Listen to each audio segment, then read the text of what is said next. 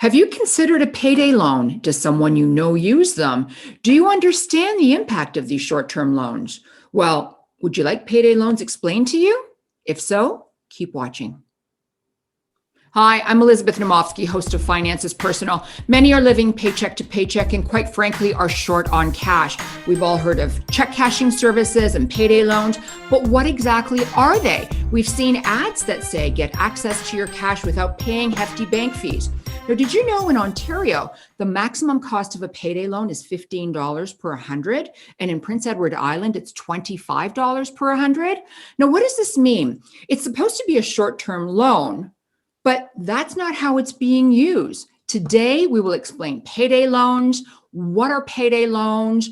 What do they really cost? There's so much to discuss here and unpack. Hello, ladies, welcome. And joining me here today is Pat Dunwoody, financial services consultant, Candice Kochepoff, founder and executive director of Dialot, and Barb Amsden, founder of PQ. Ladies, this is a really, really big topic, and I'm really excited to speak to this topic to you all.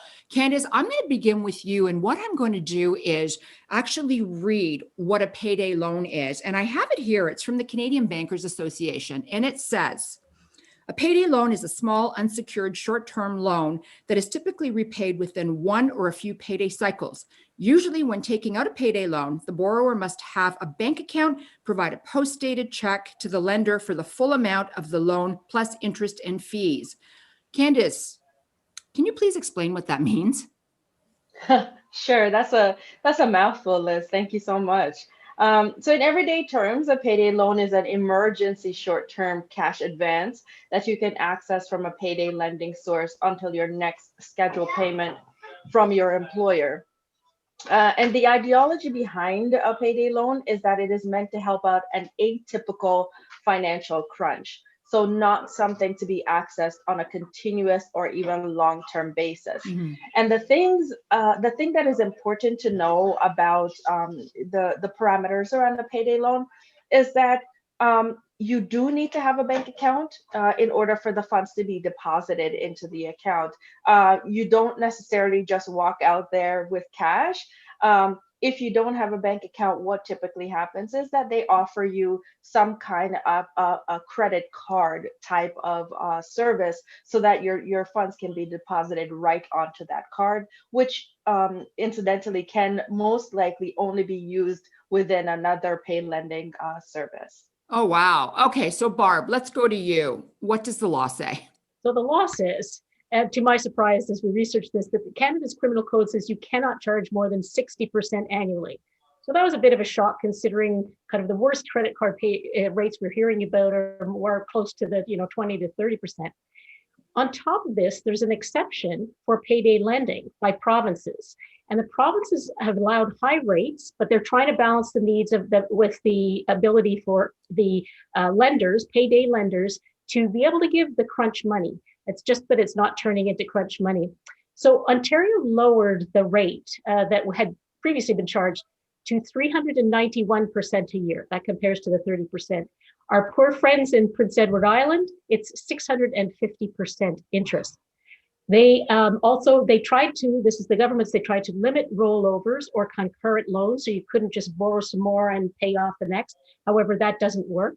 And also they've been trying to make really good efforts to have better disclosure, and that also just is not working. So why is that? Well, fees, first of all, should be in the calculation of the rate. So for example, in the rate of 391%, it should include any fees. However, it doesn't include fees, for example, if you bounce a check.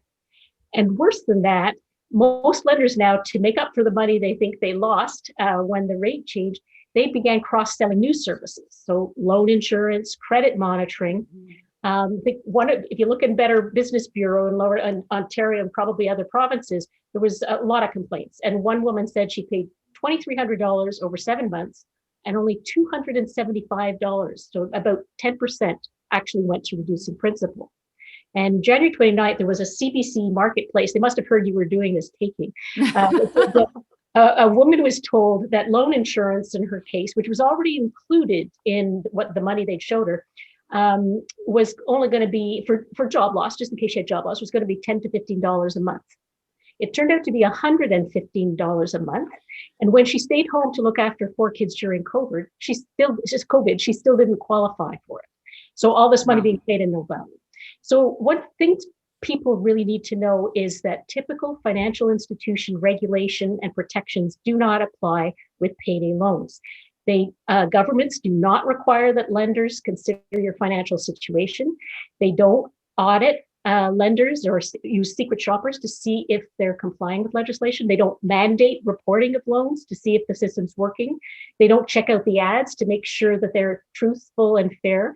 And they don't make lenders pay for a free ombudsman or a way to help you get back your money. So bottom line, you're on your own, and the most vulnerable have the fewest protections. Wow. Okay. So Pat, I'm going to move on to you. I want to talk about check cashing services. Online, there are so many companies that say that you can cash your check without being charged hefty bank fees. How is that possible? Well, we'll start with the definition first of a check cashing service. The firms state that they allow consumers to cash checks that if they don't have a bank account. They allow access to cash if people need the money quicker than what they can get from a bank. But that's a fairly vague definition. Mm-hmm. I mean, when you look at it, they say no hefty fees, and there is a range of fees. I don't want to, make a statement that they're all the same, but the most common fee is about 3% on the value of the check, plus a small administration fee. So an example, if you had an $800 paycheck, the fee would be around $30, which on paper doesn't sound terrible. But if you were using the check cashing service for every 2 weeks for your paycheck, at the end of the year, you would be paying about $700 a year in fees, which in essence is one of your paychecks. So it does add up very quickly. So I don't think you would say that favorably compares with bank fees. But again, at the individual transaction, it's probably not as noticeable. I think another issue is that banks don't have to open up personal accounts by law if they believe the person is going to use it for fraudulent purposes or they have a history of fraudulent activity. But I can't imagine that being more than a very small percentage of the population. So there has to be other reasons for people not wanting to use banks and having to go to a check cashing service. Candace, I want to talk about, you just had this experience that you weren't happy about with cashing a check at a regular bank. Yes. Would you like to talk about it? Absolutely. So actually, this saga continues with this issue because, as you know, with COVID, a lot of access to financial institutions are limited.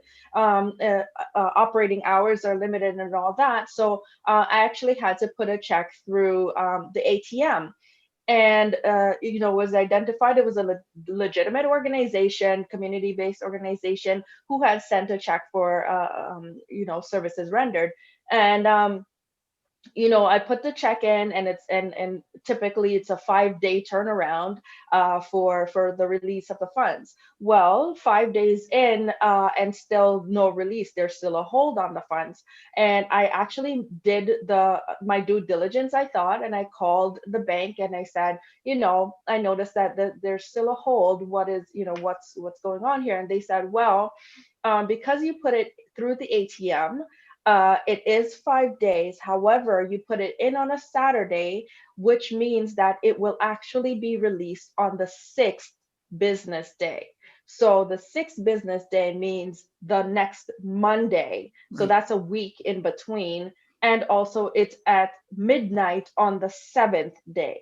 Right? So for people who actually are in a legitimate financial crunch and they need access to their money, 5-day holds puts them in a very precarious position. Absolutely. Because this means, absolutely. So for me, I wasn't in a precarious position, but nevertheless, what this means for people who are vulnerable to needing to use payday lending services and things like that, if there's a hold at a financial institution, and you need an immediate access to funds, you're going to need to go to one of these lending services.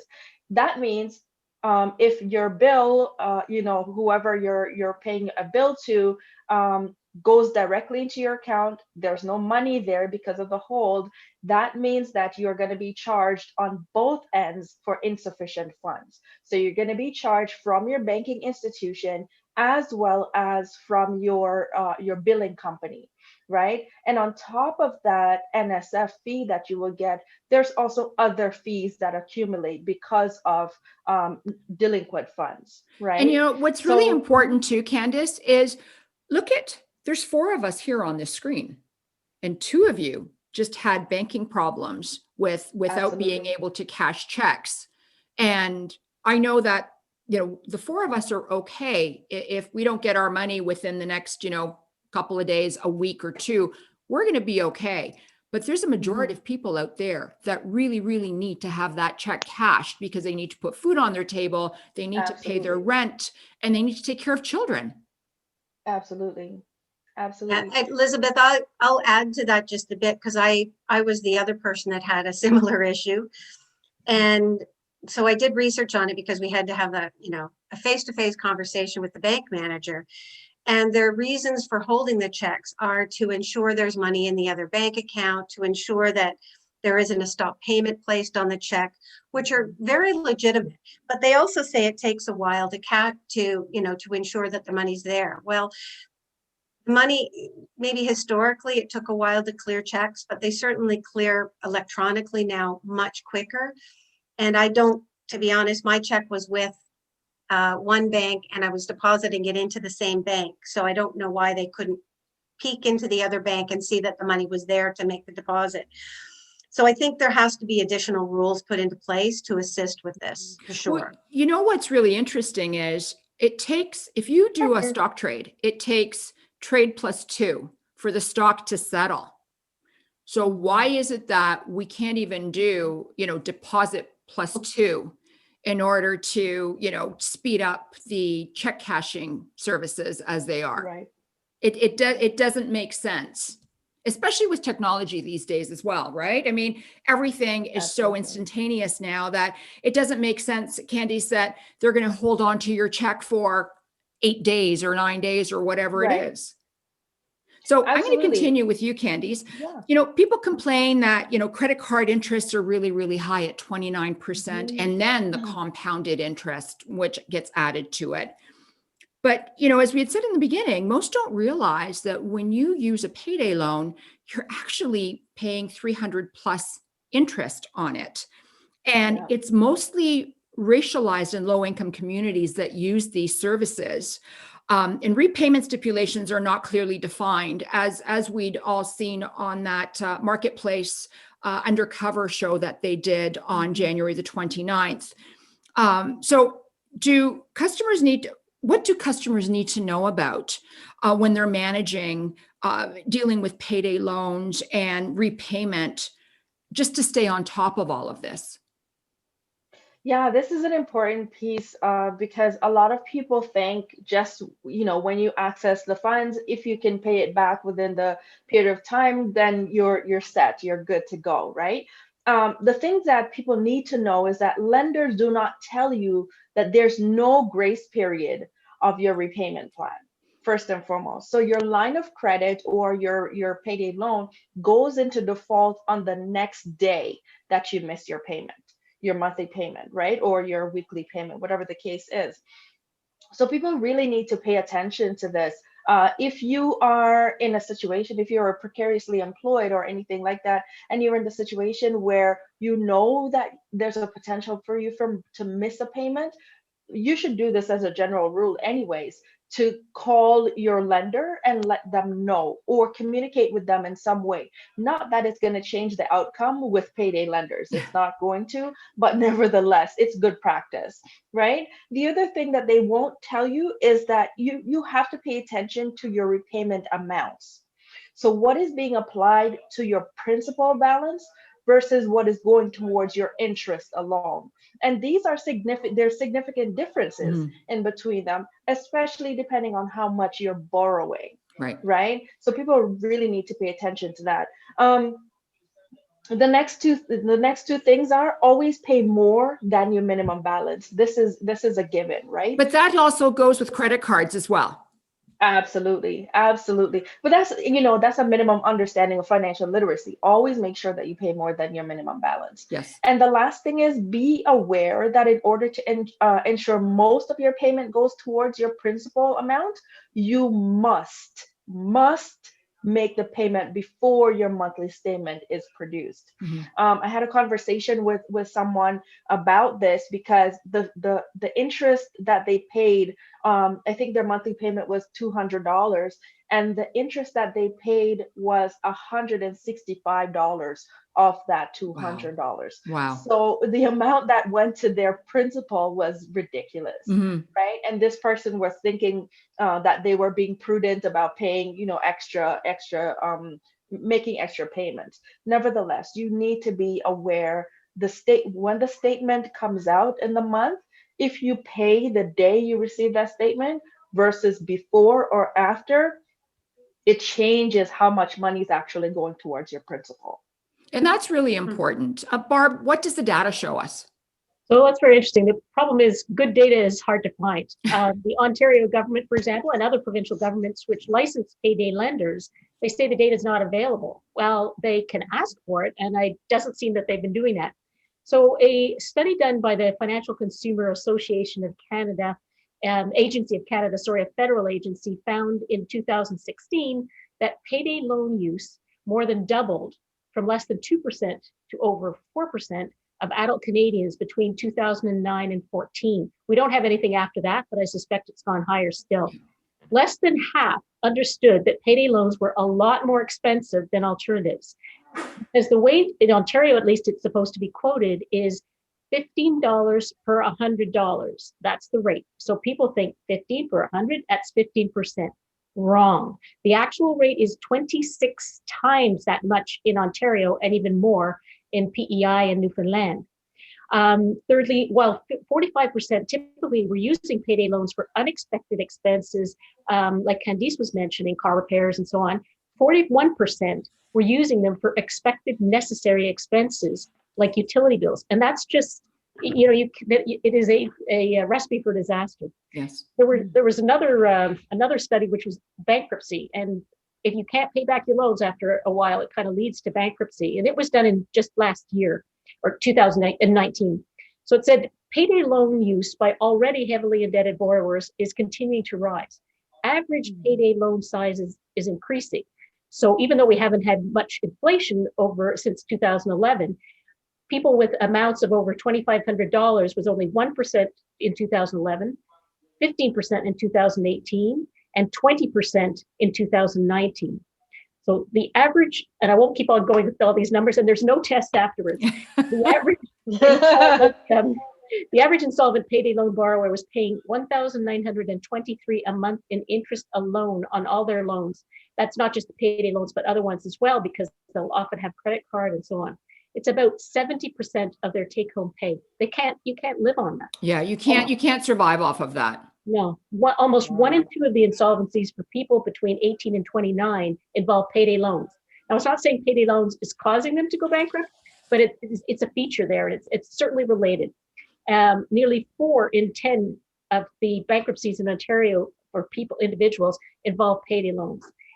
And they don't tell you about something called a consumer proposal, which is a way to have somebody else negotiate a better deal with those high rate lenders with predatory interest rates. So definitely it pays to educate yourself. And I'm glad you're doing this show for that very reason. I am too, because the wealth of knowledge that the three of you have put together is really important. And I hope that anybody that's struggling with payday loans, check cashing, can actually learn something from here and help them get out of whatever predicament they're in. So I'm going to talk to you, Pat. I'm going to go back to check cashing. In the United States, as of June 2020, so very, very recently during COVID, Walmart started to cash checks at a rate of $4 to cash checks up to $1,000 and $8 for checks over $1,000. Now, do you think that this could be introduced in Canada at Walmart and maybe other community stores? Well, it's obviously not the best solution to offer people, but Walmarts are in the communities where people live that need these services, Mhm. and it's where a lot of us shop. So convenience is a big piece of it. I think it's worthy of investigation. I don't know what would come of it in Canada versus the US, but if Walmart already has the infrastructure in the US, could they carry it forward in Canada? I don't know, but it certainly would seem to make sense to look into it if we want to move away from organizations that seem to be not investor or consumer forwarding thinking. So Because we need absolutely, I think we something need that'll to be look at helpful to people. Right. it. Absolutely. And not Absolutely. predatory, and not predatory. Yeah. So then, Candice, I'm back to you again. And you do a lot of advocacy in the city of Toronto. And basically, they've moved to limit the number of payday locations or lending shops located in low income and racialized communities. Now, how much further can and should municipal governments go to protect vulnerable communities? Because we were all looking at a screenshot of, let's say, Jane and Finch. They had more payday lending locations in the area than they had McDonald's restaurants.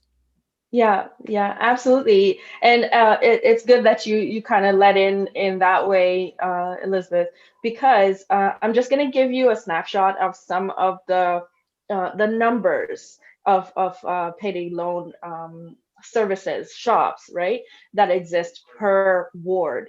So in Ward 1, which is North Etobicoke, which is where I have my organization, Dialogue, there were 20 different payday loan or payday lending services in that ward.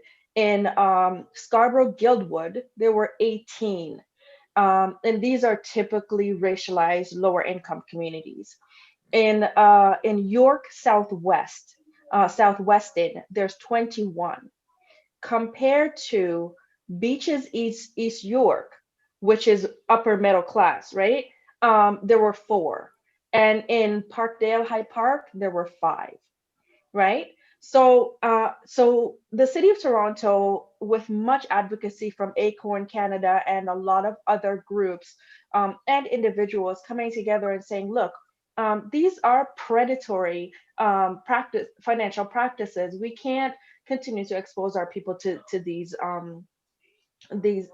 practices. So the city of Toronto put in some legislation around offering licenses to new payday lending services, right? And so this is I'm just going to read a quote. This came from the Municipal Licensing Executive Committee meeting on August 2019. And just a snippet says that staff do not recommend further restrictions on where payday lenders are permitted to operate.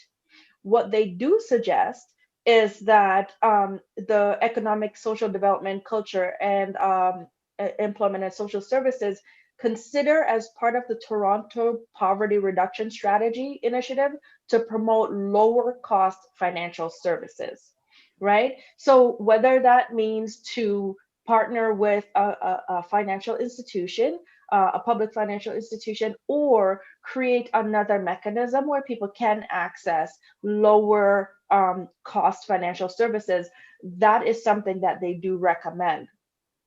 I would say just being a person of color, understanding the culture around access to financial services in racialized and low income communities, I would say from a legislative perspective, the city, municipalities, not just the city of Toronto, but municipalities across Canada, should move more intentionally to address not just the location of these lenders, but the techniques that they use to get clients, right? A lot of the information that they're presenting sounds too good to be true, and it is too good to be true. But when you're in a when you're in a financial crunch, you don't really have the time or the option to say, hey, you're ripping me off here. I can't afford this. I need to pay what I need to pay and settle myself, right?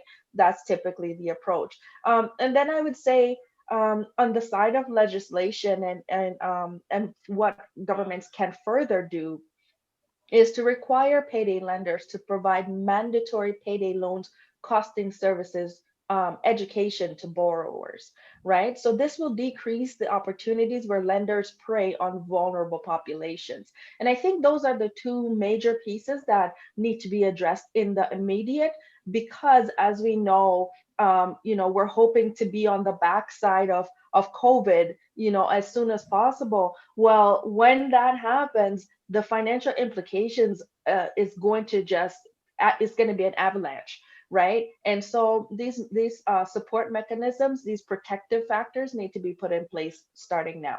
And Candace, this is really near and like close to your heart, because you've had so many Absolutely. people come to you in tears and really, really tough stories because they've been caught up in this predicament.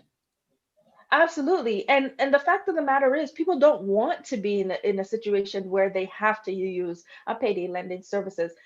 It's because socioeconomically they are either precariously employed, they have low wage income, they have multiple responsibilities where they're either single parents or whatever the case may be, and they just cannot afford it. And the thing about it is, a lot of people, because of the challenges using public financial institutions, they feel like they're going to be judged because this is the bracket that they fall into, and the stigma and the stereotype that goes around that it really weighs on racialized communities, and we actually have to be aware of all the intersecting factors that cause people to be in these positions. Yeah, and that's very important to know as well. That's a key piece to it that a lot of people don't discuss.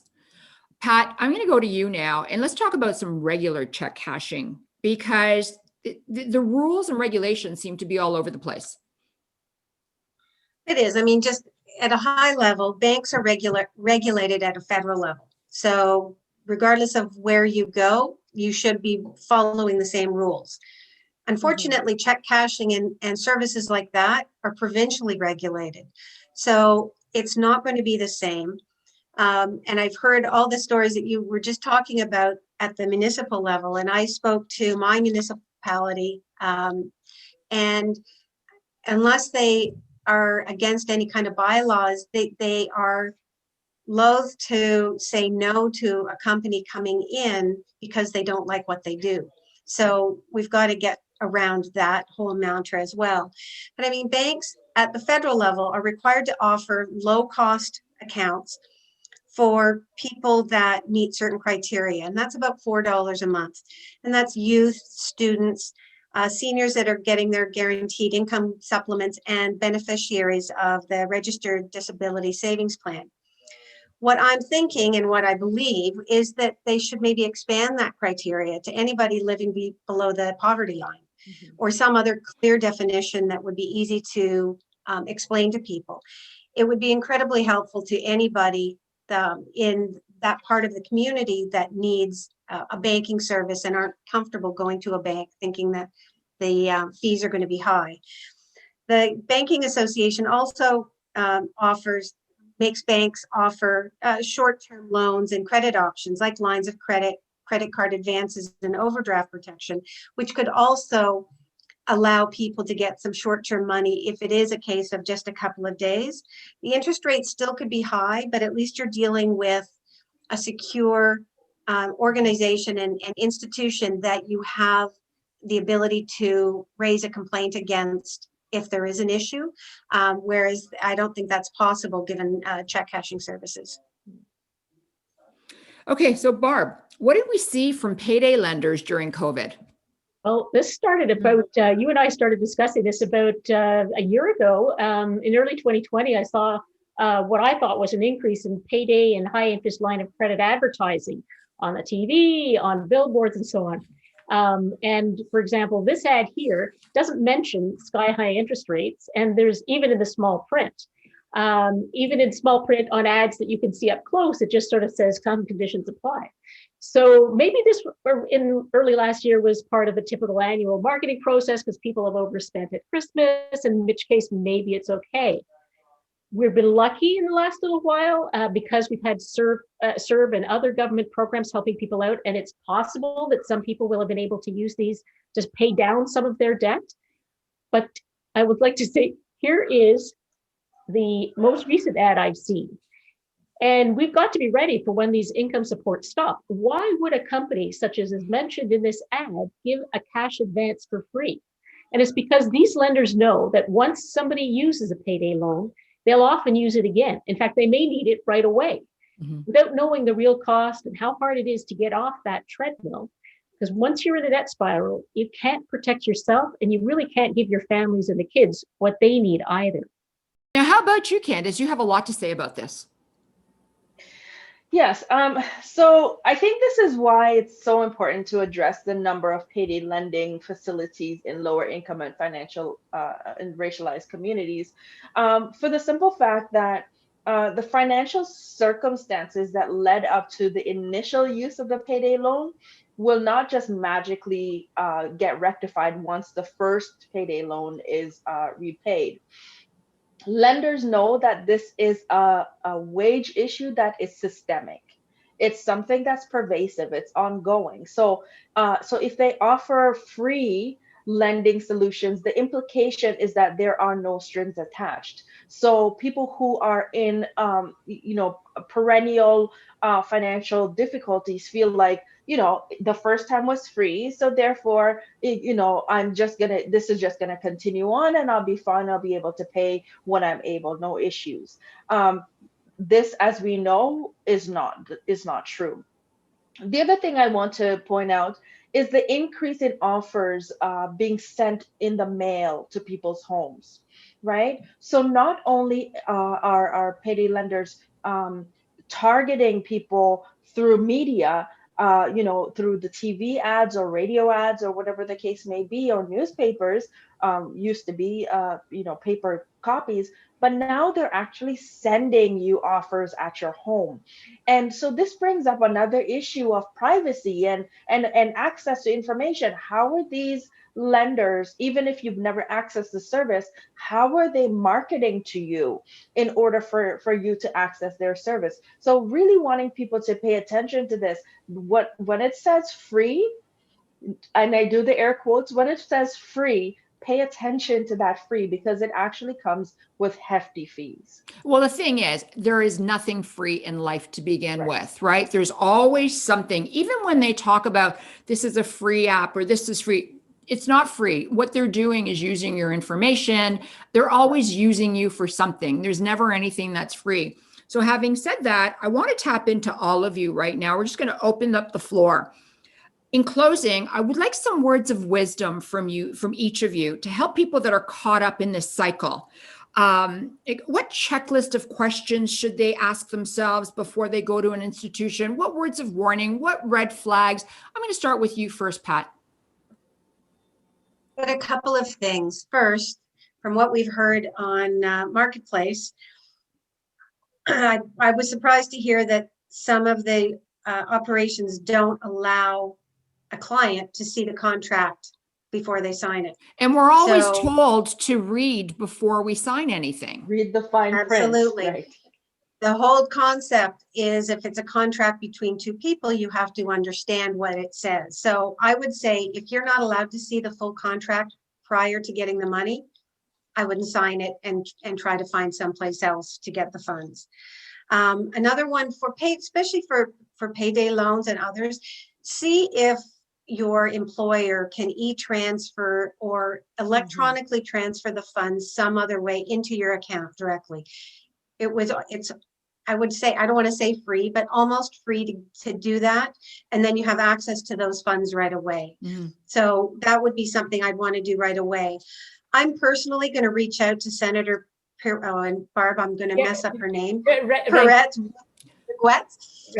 who made it very clear that this was a passion of hers. And if we can start building that passion, because everybody, I think, who doesn't use those services look and just sort of shakes their head. But I really think we have to step up and support the entire community, as opposed to just, being upset that they're there. Well, we can send a link of the show as well. which, you all three of you have put together some really incredible pieces of information that would be really helpful to the senator. I think we can do even more than that. Candice and I have talked about writing a letter on the subject using one of her leaders of tomorrow or today even. I think it's also the case that Ontario is looking for comments on its Ontario Consumer Act, and whereas that there is a separate PayDay Act, I think it's a good chance for us to get the views across. It's got to be a groundswell of people trying to get involved, because otherwise your organizations are just playing catch up to try to help these people. One other thing I do know, because I've had a friend in this situation, if the amount you owe and that you're borrowing for is to pay back the CRA taxes, the Canada Revenue Agency, you can deal with them and they can actually work it out to pay installments. And that interest rate is a lot lower than payday loans. And also they can waive penalties. So those are the types of things I think is talk to somebody else to help you figure out what options you may have. Thanks, Barb. And Candice, you've got last words here. Yeah, so I have a couple things. First and foremost, I want to talk about people's rights when it comes to payday loans. So you have the right to refuse a lending service from accessing your bank account. So you can pay using cash, and you should, right? Giving payday lenders access to your bank account opens you up to additional fees. Mm-hmm. And again, from the marketplace example, when a payday lending place, when you have a repayment plan in place with them, they can go into your account at any time and withdraw funds, sometimes without your knowledge. Mm-hmm. So you need to be on top of that and make sure that you understand your right. If you're repaying a fee, a loan, they have to take your payment, whichever method you choose. That's your right. The other thing I want to let people know is before you access a service, do seek out other community supports, especially when you live in lower income and racialized communities. Municipalities will typically have support systems in place for if you need some short-term financial support. The community development officer can typically help you navigate how to get additional funds or some kind of additional support that may be immediate, short-term, or a little bit longer term planning. So always be aware that whoever is marketing to you, your municipality should have things in place that can help you through a rough patch. Ladies, thank you so much for your insights and your passion, and I hope that we can make a difference going forward. Absolutely. Thank you for having us. Thanks. Clearly, we've just scratched the surface when it comes to payday loans, and there is no simple solution. COVID has made life more stressful, and it's easy to feel out of control and helpless. This information is directly from the Canada.ca website, Financial Consumer Agency of Canada. And here are a few tips to help you along the way. You have the right to cash your Government of Canada check for free at any bank. You can do this even if you're not a customer of that bank. Your check must be for $1,500 or less. You need to show one piece of identification with both your photo and your signature, such as a driver's license. Having said that, you can take some steps to eliminate your dependency on payday loans to pay your bills. And before you sign the payday loan documents, be sure to find out all the fees, charges, and interest, the date the loan is due, and if there's a maximum cost you can be charged for a payday loan. Ask about fees applied if you're unable to pay back your loan on time. Thank you for watching. Please subscribe to my channel and hit the subscribe button and take a look at my other videos. I think you'll find them really informative. Thank you again for watching. Bye for now.